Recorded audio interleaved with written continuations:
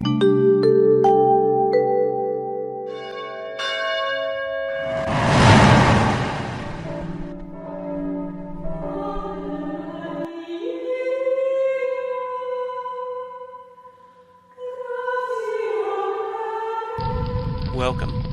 I'm Sebastian Mahfood, and you're listening to WCAT Radio, the on-air wing of En route Books and Media, bringing you the dulcet sounds of Catholic wisdom.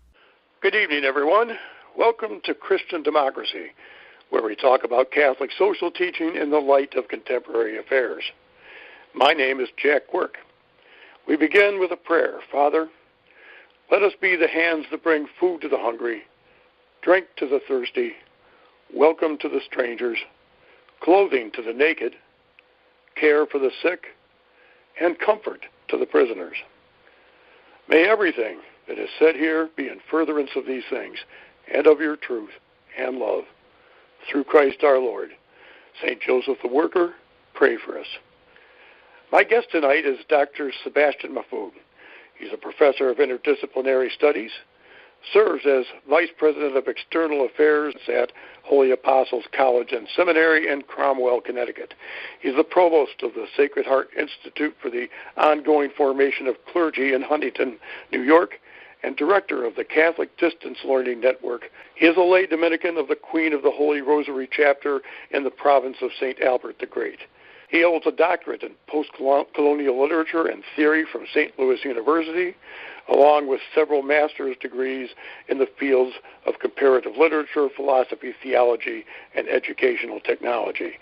He lives in St. Louis with his family, and if you're interested in knowing why somebody with this illustrious background would be willing to talk with me, Dr. Mahfood is actually the guy that runs things here at the WCAT Internet Radio, and he's the one that puts things together, and he's putting things together tonight and talking to me at the same time. Welcome, Dr. Mahfood.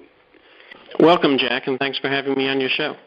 Well, it's an honor, and what was of interest to me, and I'm sure to our listeners, is your work in the area of the international priesthood, and I guess we could just begin by having you explaining what that is and how you're involved with it.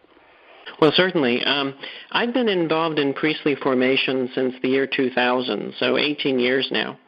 And I discovered when I first entered the seminary at Kenrick Glennon Seminary in St. Louis that we had a number of international seminarians sent by their bishops to study in the United States for the purpose of being assigned to U.S. dioceses upon ordination.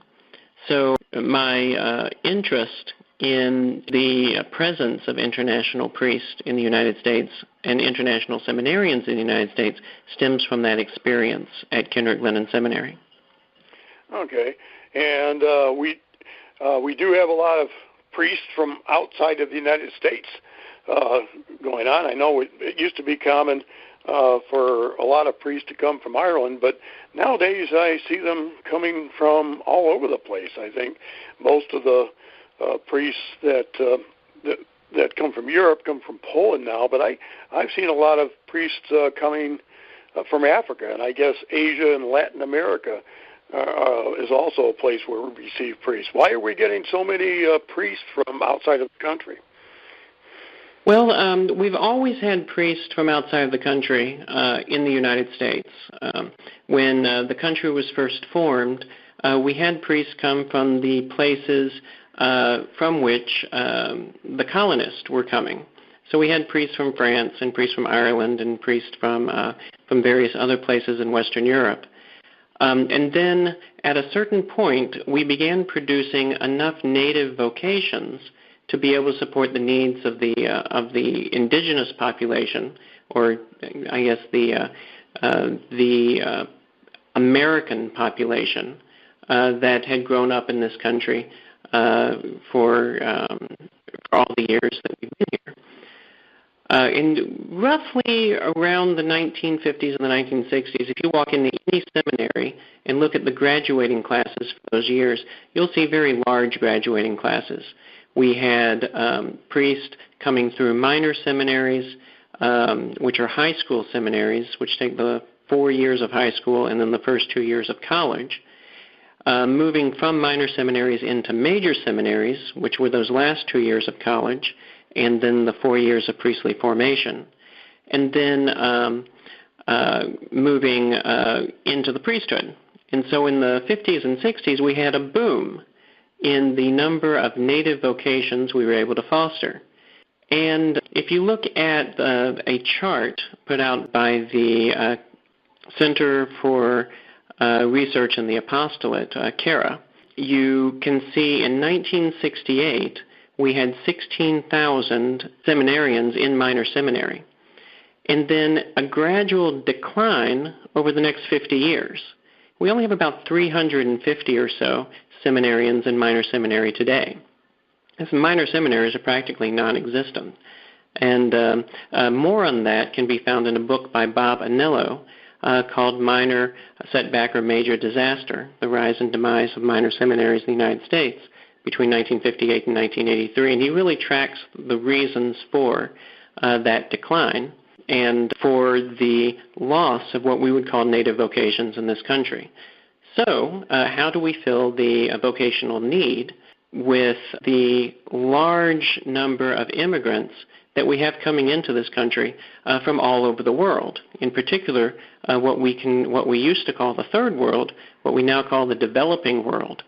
And that is, we have missionary priests from the countries from which these persons have come, coming to this country to provide missionary services to us here in the United States.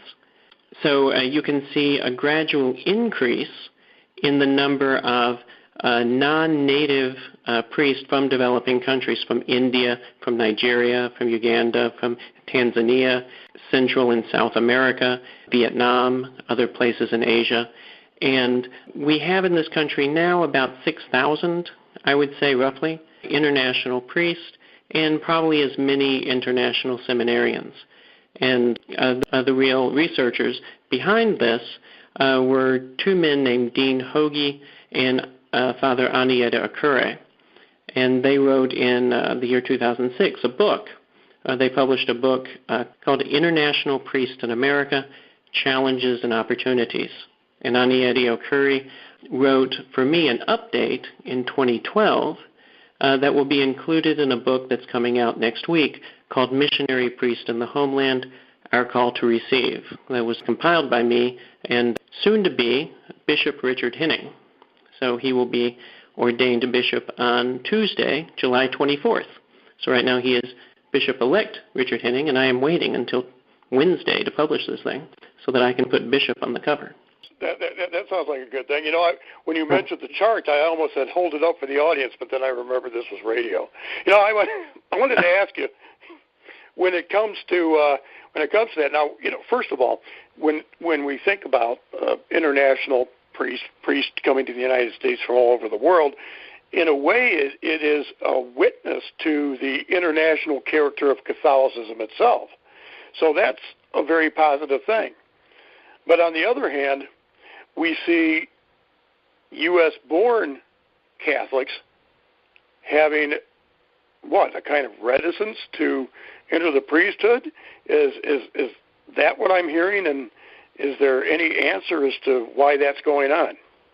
Well, there's a solution, which is to pray for vocations and to encourage young men to ignore the many distractions there are in our society if they have a vocation to the priesthood, to pursue that vocation, to talk to their vocation director in their diocese and to say, I've been discerning the priesthood, but I'm not certain it's for me because of X, Y, Z, and so on. The opportunity to get married, the opportunity to be a part of a particular kind of workforce, to pursue a particular kind of dream I've had in whatever industry or whatever corporate or educational or whatever other kind of setting to which we feel called.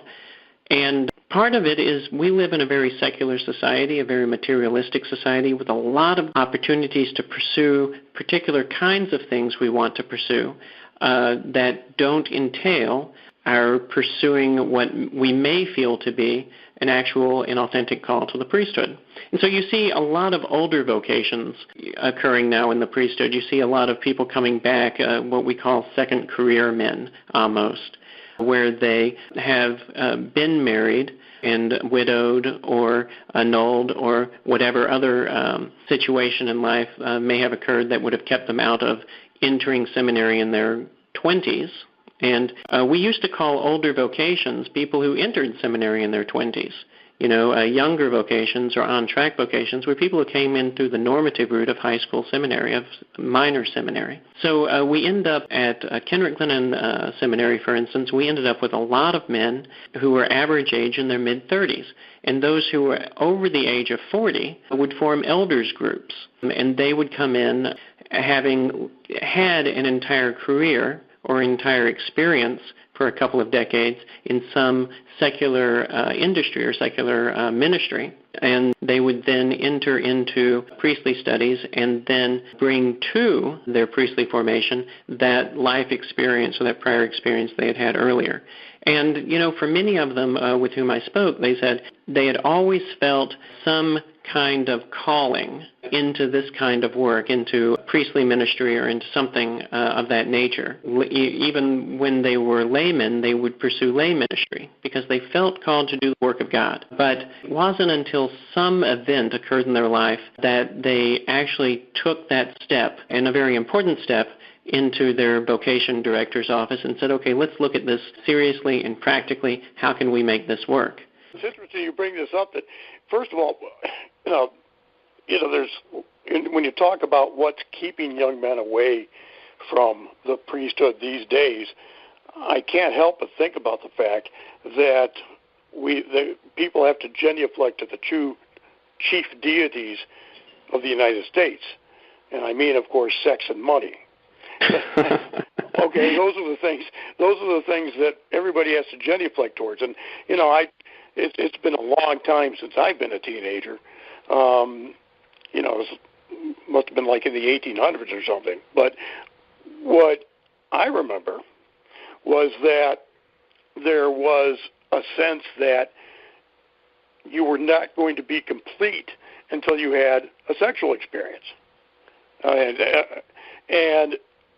when that's the surrounding culture, and there's nobody there to actually interfere with that, because it's what used to be called sexual immorality has become the norm. Right. When that gets going on, people feel like, young men will feel like there's something freakish about the idea of going into a calling, a ministry that involves them never getting married, and specifically, not so much married, specifically never having sex. And somehow it seems to me that we've got to address that particular issue frankly and try to deal with it. Because, I don't know that there's a problem with people going into things like professorships or scholarship or things like that. It's not that we have too many people or we don't have enough people that are willing to engage in scholarly pursuits. It's not as if we have social workers in the world.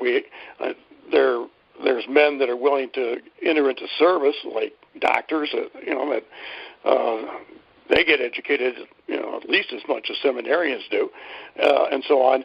But I think it's there's a lot of stigma attached in our society to not genuflecting, to not doing service to the god sex. Well, that's a very important point and a very powerful one. In the 1960s, we had in this country a sexual revolution. And in the year 1960, the pill was invented. The Pope called together a commission, Pope Paul VI, to say, okay, how are we going to address this? Because it's a legitimate question. Is this the kind of scientific way that would be licit for us to help space children? Help married couples address some kind of family planning in a way that would be morally licit. And sure enough, we're coming up on the anniversary of it in a few days. On July 25th, 1968, Humana Vitae came out and said, no, look, artificial contraception is going to make things worse. What you'll have is a further objectification of women, a further rise in the rate of abortion, and a further dissolution and destruction of marriage. So everything that Pope Paul VI wrote in Humana Vitae came to pass. It was a very prophetic document, and you can look at theologians like Janet Smith, who have tracked this. And she just has a new book out, Humana Vitae, 50 years later, Why Humana Vitae is Still Right. So that emphasis on increasing sexual experience within our society has been problematic toward the focus and toward the pursuit of an authentic relationship with other human persons. We are compromised in our ability to love others as we love ourselves, and to love God with all our mind, heart, soul, and strength. We are constantly seeking to rectify others and turn them into little more than objects for our own pleasure. You know, human beings have been on the earth, 200,000 years, humans as humans. And for the vast, vast majority of that time, we did it without birth control. You know, this is something that only came along with civilization. And you know, it stands to reason that the use of it is going to have unforeseen consequences. You know, there was always, and in times past, women had to be, you know, there was more. They were always the restraining force because they didn't want to get pregnant, and so that was an important cultural modifier, if you will. But nowadays, you can't even address these things because it's a matter of, you know, if you say anything that would stand in the way of free, at least consensual sex between adults under any particular circumstance, well, that's just nonsense. That's just immediately dismissed as nonsense. And it's because the God sex doesn't allow it, because the God sex must be served. That means that anything that you want to do sexually, there can't be any rational utilitarian argument against it. And of course, utilitarianism is the predominant philosophy, the assumed philosophy guiding our society today. So, right. Well, you know, I'm not entirely certain that sex has anything to do with the decline in priestly vocations. Secularism is more of an issue, and our embrace of secular values, which seek to convert others into objects of use. That could be more the issue. There are many priests or persons today who feel called to a celibate existence, and they're not bothered by the lack of the sexual act or the urge that comes with it. Certainly is a powerful one, but that urge is not necessarily something that's going to prevent a person from pursuing a vocation if he feels truly called to pursue that vocation. I would say it's not. My point, though, is that there are social forces, socialization forces that take place today that wouldn't have been present in the past. Because, in other words, I want to go into the priesthood. What are you, some kind of a freak, you know, or you can't have any sex? In other words, I don't think that those pressures would have existed in times past. So I think that's an additional pressure. I'm not saying that you're wrong, that secularization isn't a very important aspect of this, but I got to believe that's got to be a part of it. Well, when you say socialization, we're closer to the mark, I would say, because of the secularized society. We are socialized to enter into a society that is not engaged in the pursuit of its own faith. And this is why you've got like 200 plus Catholic colleges in the country, at least colleges that purport to be Catholic, But the Newman Guide, if you go online and look for the Cardinal Newman Guide, they really only identify 26 of them that are authentically magisterially Catholic. Even Catholicism itself has fallen prey to forces of secularization. So a solution is to bring us back to a sense of what it is that we believe in terms of our faith, what it is that we're called to do as a result of our faith, and then look at the life we live and the society in which we live through the lens of that faith. If we do that, then suddenly we're looking at the world in what John Paul II in Veritatis Splendor would call participated theonomy. We're looking at the world in terms of natural law, in terms of how we can properly exist according to the nature of our design, as individual substances of a rational nature, as persons created in the image and likeness of God. And the radical autonomy about which the Pope speaks will not be as attractive. We won't want to try to disconnect or sever ourselves from that design if we're engaged in pursuing our lives through the eyes of faith. When you mentioned natural law, it just occurs to me, and I touched on this earlier, there's natural law, even though you can look at the Declaration of Independence and see a reference to it in the assertion of natural rights existing, but natural law is just not the dominant paradigm today. I mean, right now the dominant philosophical underpinning, assumption of society is utilitarianism. And oh, sure. Okay, granted. Yeah. And we're in agreement on that. And this is what John Paul II, or at least writing as Karol Wojtyła, back in Love and Responsibility, called the culture of use. He said the opposite of love isn't hate necessarily. The opposite of love is use, is the turning of another human person into an object of use for my own pleasure or profit or gain. And the moment I do that, I'm disregarding the personhood of the other, and I'm using the other as a means for self-gratification.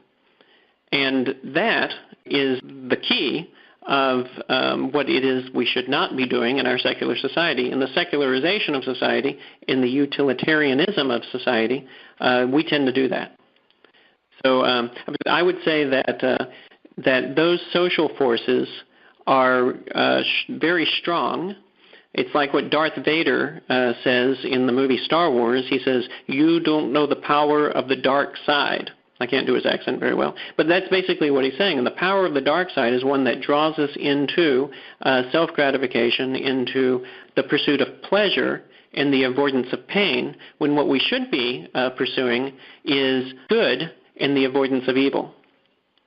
Well, right, and there's another component to that, and that, of course, is I'm going to say materialism because that's true, but there's but it's kind of an odd kind of materialism because there's also a Gnostic spin to it in the way that we approach it today. But there's the materialism of it, and that is that unless you can demonstrate that something is evil in the sense of bringing a visible and immediate harm to someone else, then it can't be bad. You see what I'm saying? In other words, there's no such thing as conforming oneself, to use an Aristotelian term, to the form human. It's only there is no form human. There's only this organism that we identify ourselves as being human, and therefore, since there is no form human, and there is no there is nothing that to aspire to in that sense, then the only thing that's left is the gratification of which you speak. So let's take all of that and let's bundle it up into one package called the culture of death. So John Paul II said that we in the West are pursuing a culture of death that is rapidly propelling us toward our demise. And you can see it through the number of abortions that are done in this country every year. And that's just the United States. In the greater world outside the United States, we are engaged in an abortion production machine that looks favorably and cannot do anything but look favorably upon the mass destruction of hundreds of millions of unborn children worldwide. So if we've had close to 60 million abortions in this country since Roe versus Wade, we've had 10 times that number globally because of the culture of death that we've produced, that we've manufactured, and that we're exporting. Now, take that reality that's happening in the global West and compare it against the life of faith that's being experienced in the global South. If you want authentic, engaged Catholicism, people who are engaged in their faith as Christians, beyond the Catholic world, all the churches that were planted by Protestant church planters, you've got an incredible, thriving faith community in the global South. And that includes all those places from which these international or missionary priests are coming.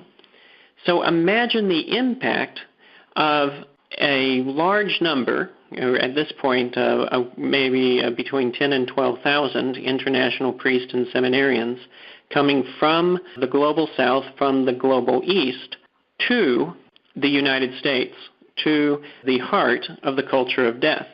And there's going to be two things they're going to notice. One, they're going to say, wow, what's going on here? The society in which I've entered is not a faith-filled society.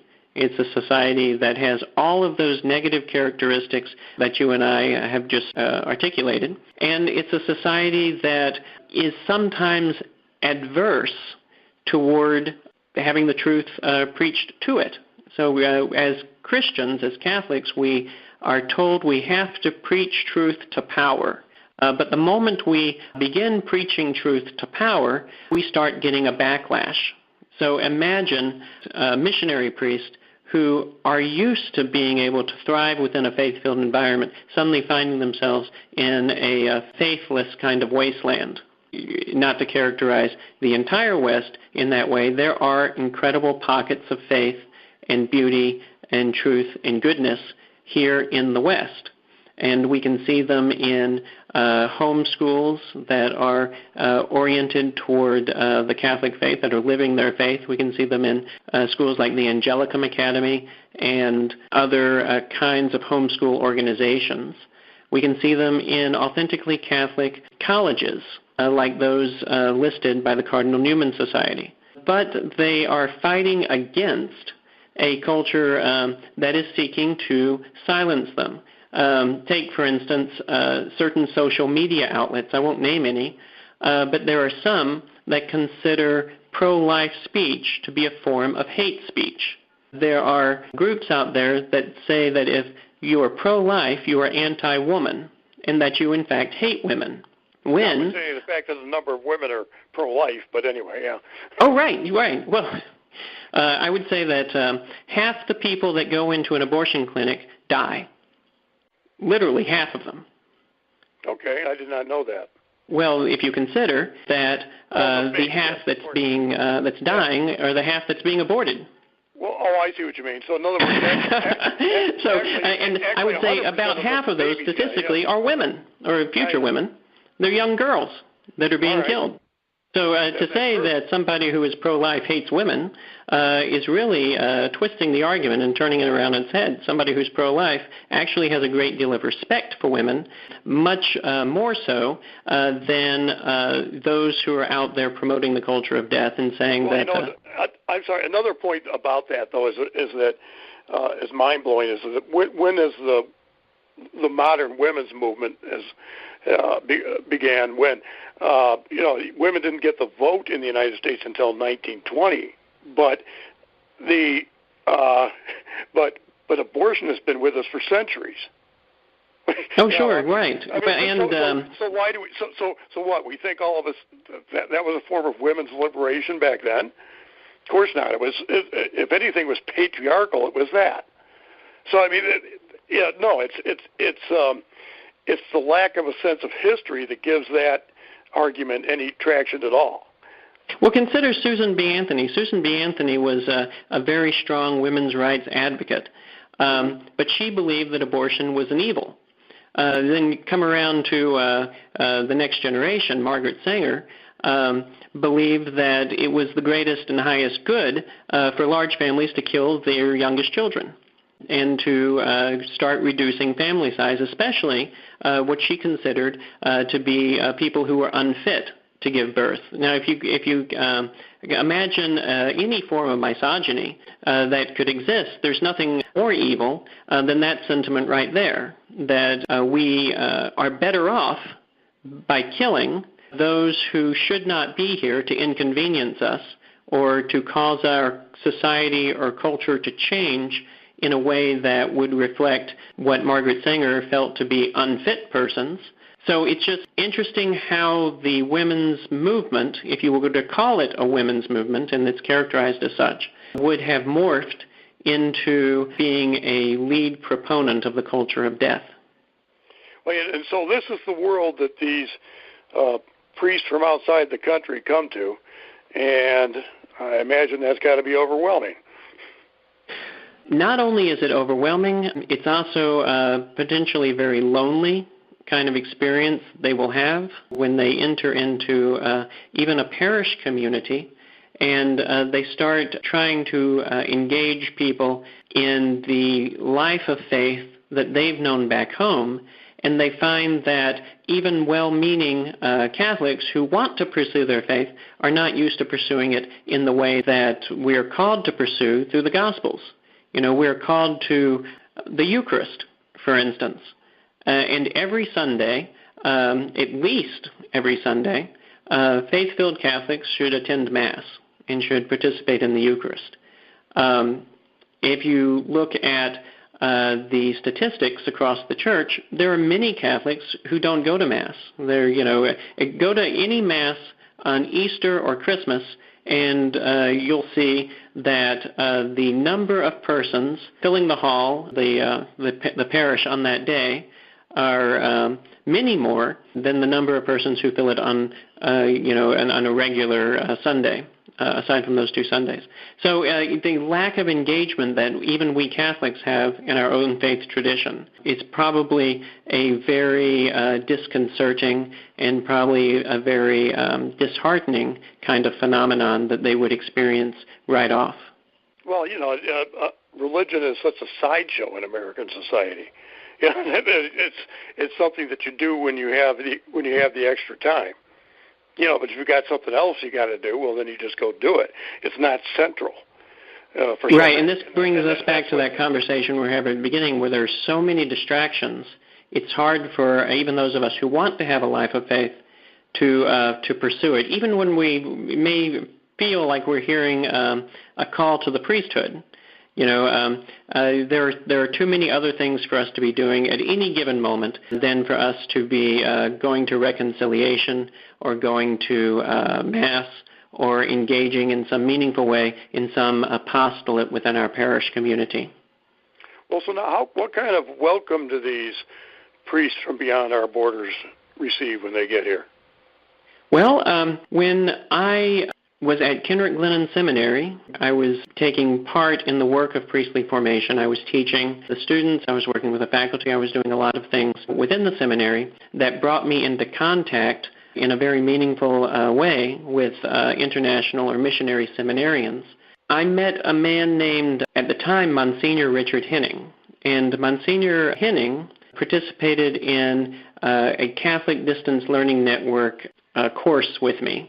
And I flew out to Long Island, and we settled on a place called Fire Island, where he was stationed for the month of August one year. And we started to engage his training in online teaching and learning. And he saw very quickly how the tools that he was learning could be used to assist in the reception process of a missionary priest coming into the Diocese of Rockville Center.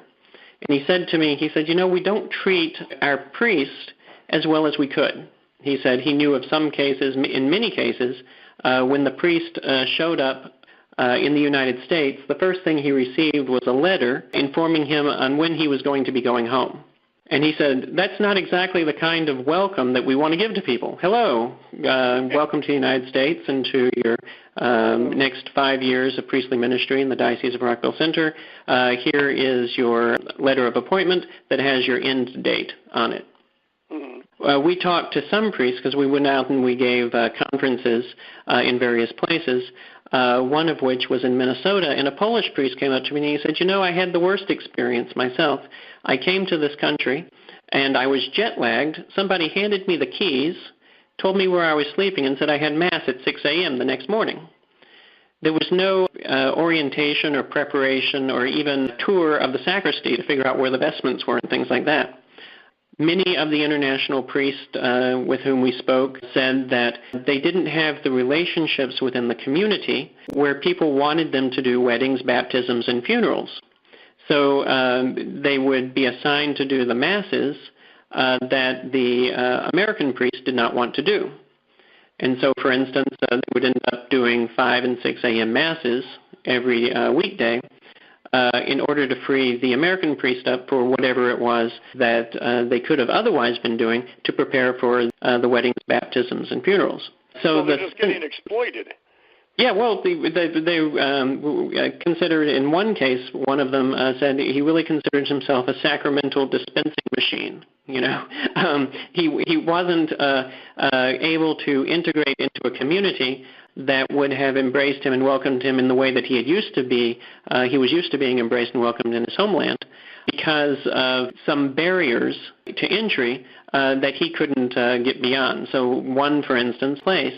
And so you've got priests from India and from Nigeria who grew up speaking English, yet they end up in rural America with accents they don't understand.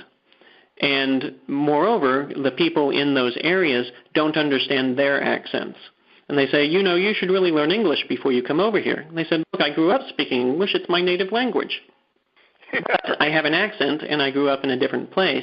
And so, they would have words that would be different, words that would be perhaps British, like instead of trunk, boot, instead of one thing, another. And it would take them some time to accent map or to map their accents onto the community that they had entered, and to be able even to reciprocate in hearing what it is that other people were trying to tell them, who spoke to them in accents that were very foreign and dissimilar to those that they had ever known back in their homeland. There were many things linguistically and even culturally that provided certain barriers to effective entry. So what the Paresia Project did was it put together a program or a plan of action for reception of international priests, of missionary priests. And there were some dioceses that sent personnel directors and persons who worked with international priests to New York and to, in particular, the Seminary of the Immaculate Conception where the workshops were held, to learn how to do this more effectively. And one place, the Diocese of Jefferson City in Missouri, came up with an excellent plan. They actually did everything that they were required to do by the Paresia Project, or suggested that they do. They set up a sort of a safe house where the international priest would come, and that international priest would be placed in that house for, a couple of weeks, just to get used to basic things like time changes, jet lag, to be introduced without being the pressure of having to perform immediately, to be introduced to the parish, to the pastoral council, to have communication with other priests from their home country, other priests who would come and stay with them, and it kind of explained, what to expect during their time in the United States, people who had been through it for a year or two and who could provide mentoring. So all of that, according to the Diocese of Jefferson City, all of that changed the situation when they did receive international priests. They said it was a dramatically and marked improvement over the way they had been processing international priests. And I won't say which diocese, but there was one diocese that with whom I spoke with personnel director. He said the way he vetted international priests was that he would listen to a tape of their giving a homily. And he said, if I can't understand the tape, I would pitch the whole application into the trash can. Because the most important thing, he said, for a priest in the United States is that they be understood by the people to whom they're coming to minister. So, just attitudes and awareness, changing those at the diocesan level in anticipation of being able to address them at the parochial level, those kinds of things did wonders. I'm going to introduce you to one thing that may help continue to make a difference. Aside from the new guidelines for the reception of international priests that the USCCB promulgated a few years ago as a result of the work on this project and as a result of Bishop-elect Richard Henning's excellent work in advocacy within the USCCB for this, and now that he's going to be a bishop, I can only see the situation improving even more because he's very much invested in this work. We have put together a cultural map, and it's at CatholicCultureMap.org. It's not up now in July of 2018, but it'll be available in the next couple of weeks. The Culture Map is designed to help parishes in the United States who are receiving international priests identify the countries from which these priests are coming and to learn about the Catholic history of these countries and to see the humanity in the kinds of people who are coming from these countries. So rather than any kind of xenophobic response they may have or idea that somebody who is coming to serve in their parish from outside of the country being less capable than, say, a native vocation, a white American or somebody who was born and raised in the United States, they'll actually see that person as being somebody who has even greater faith tradition and faith life than they've ever experienced in this country to date. And it's going to do a lot to help with their perception of the humanity of missionary priests. As well, a book coming out by me and Monsignor Henning called Missionary Priests in the Homeland, Our Call to Receive, which will be out sometime in the middle of next week. That book may also provide some assistance in the awareness and the ability that we have to be more fully accepting of and embracing of priests who are coming to us, which should be a very humbling experience, from other parts of the world. Now, you've alluded to, I was asking you about their reception by other priests, but you've alluded to some, I guess the word is a little bit of xenophobia coming from the laity when it comes to these things. It's always disheartening when you find that some of that kind of poisonous rhetoric and thought infiltrating the church, but I guess we have to face the fact that it's there. And it's got to be challenging for people, priests coming from places like Africa, Latin America, India, Vietnam. That's got to be an issue. Right. So how can we, who do have our awareness raised to the value of international priests in the United States, how do we help raise the awareness and the consciousness of others with whom they will be interacting, with whom they'll be working in the parishes? And we really have to be engaged ourselves in sharing with missionary priests of our own time and talent and treasure in order to help them become better orientated to life in the United States, but also to help others also engage in that work in a very human and very personable and authentic manner. So if we can do what we can do to bring others into a better understanding of the value that these international priests have for us, then we've done something significant. We played a part in this work. Now, that doesn't resolve the fact that we don't have enough native vocations to replace the number of priests who are dying in this country. But it does help demonstrate that we are truly one holy Catholic and Apostolic Church, and that we are in this together, because as Canon 1752 points out, salvation is the ultimate law. Well, that's absolutely the case, and it's troubling, but it's there's two sides to it. I mean, in the sense of it's troubling that we don't have the vocations coming from the native soil, as it were, but at the same time, it's kind of encouraging that we get to see priests coming from all over the world. Americans have a notorious reputation for not knowing anything beyond their neighborhood, their own country, and not being familiar with what's going on in the rest of the world. And this can actually have a salutary effect on that particular tendency that we have. But at the same time, it's the church, it seems to me, and I don't ever really tell the church what to do. My thing in Christian democracy is to talk about Catholic social teaching and its impact upon society and the economy and politics. But just as a layperson, without any particular expertise in this particular area, it seems to me that there's got to be a greater effort to address some of the cultural impact that we're experiencing. In other words, that we don't notice. In other words, it's like we're fish in the water, and we don't know that there's a lot of poison in that water. If you catch my meaning. so. Oh, sure, yeah. At some point, we've got to be able to come to grips with that, and we need the church to help us come to grips with that. That's my. Right. I mean, that's my take on it. I mean, when I hear about the way that foreign priests come in and the way they get treated, and I think about the notorious American xenophobia, especially the xenophobia that's been actually not only promulgated but encouraged as of late, it causes me some. I was going to say it causes me grief, but I mean that in the literal sense. It causes me to grieve. I'm very sorry to hear about that.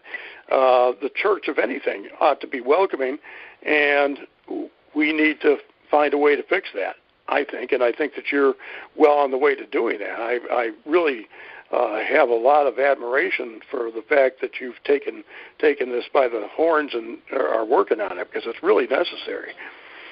Well, I give a lot of credit to Bishop Henning for pointing me in this direction, for the direction that he's provided me along the way over the past, I think we've been working on this for about a decade now, off and on as our schedules have allowed. But it's not the work of a couple of people, it's the work of an entire church. It's the work of the democracy itself. I mean, if we're serious about pursuing authentic social teaching for the development and cultivation of an authentic Christian society or Catholic society, then it starts at the most fundamental level with welcoming the stranger, especially a stranger that isn't here asking for our help, but is here to help us become better versions of who we're meant to be, created in God's image and likeness. Now, I want to tell you about one other project that I'm doing, and that is supporting the cultivation and development of priests internationally. And that is, in one of my roles that you mentioned at the very beginning of our conversation, you had quite a list of things that I do. I forgot that I even did some of those.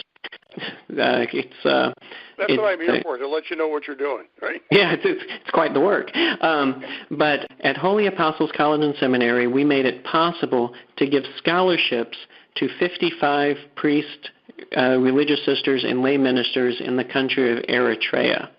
Eritrea has been a country since it broke away from Ethiopia and received its independence, something around 30 years ago. And during that breakaway, there was a very destructive civil war with animosities and hurt feelings on both sides.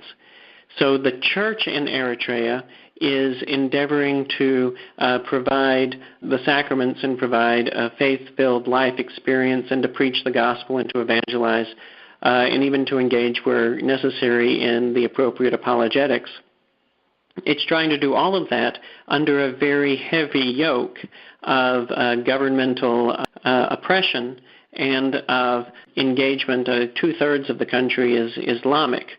So the faith tradition isn't homogeneous within the society. It's very much mixed, if you will. And even the other Christians within Eritrea don't necessarily share the same beliefs as the Catholic Christians within Eritrea. Coptic Christianity would be pretty predominant there. Well, and monophysitic, they don't believe that Christ had two natures, some of them, in one of the churches, one of the Eastern churches there. So, but I mean, everybody gets along, or seems to get along well in the country. There's just, in a very pluralist society, there's a great deal of difference of understanding. So this is a country that just received ecclesiastical independence in January of 2015 from Ethiopia, from that neighbor to the south, away from which it broke. So they wanted to, at least the Archbishop in the capital city of Asmara, wanted to put together a seminary, but he needed people in the country who were trained in how to effectively administer a seminary. He needed faculty members. For that reason, he needed his priests to have advanced degrees. But because of a governmental edict that doesn't allow men to leave the country if they haven't done their 1 year of obligatory military service until age 50, he was at an impasse. He couldn't send his men out of the country to receive the advanced degrees. So he had to bring a college from outside of the country to the country. He had to bring the college to his men and to his religious sisters and to his even his lay ministers. And that's where Holy Apostles stepped in. We gave 55 scholarships to the priests, religious sisters, and lay ministers in Asmara and the other surrounding dioceses. And 26 of those students have graduated already and are now qualified to teach at the seminary that Archbishop Mengistu Tesfamariam is forming. That's exciting and transformative stuff. And one day, those men, some of those priests, may come to the United States and serve as missionary priests in this country. So we send out a product that teaches them how to receive an advanced degree that provides them with the intellectual and the human and the spiritual formation content. And eventually, we receive back that product in this country in the form of a person who's been released for active missionary work in the United States, serving in one of our parishes as a priest. I'm about to leave on August 1st. My 13-year-old son and I are going to go on a short mission trip to Tanzania to do an almost identical thing for the Archdiocese of Tabora in Tanzania. And that is to prepare a method, a system, that will enable the priest in Tanzania to receive advanced degrees from Holy Apostles here in the United States. Stan, I just wanted to say that, the hour's about to end, and, that's why your introduction took so long, Sebastian, is because of the fact that you just do so doggone much that there's no way to talk about your life within an hour. But it's fascinating what you do. It's essential what you do, and, I'm impressed, and I'm sure everybody listening is going to be impressed, too. This is a recorded program. So I just wanted to say thank you very, very much for coming on this show. I won't be this week, but ordinarily I'm on the panel of the Open Door, which comes on at 11 o'clock, and Christian Democracy comes on at the same time every week. So we'll be here then. Good night, and thank you, Dr. Mahfood. God bless you, Jack. Thanks for having me on your show.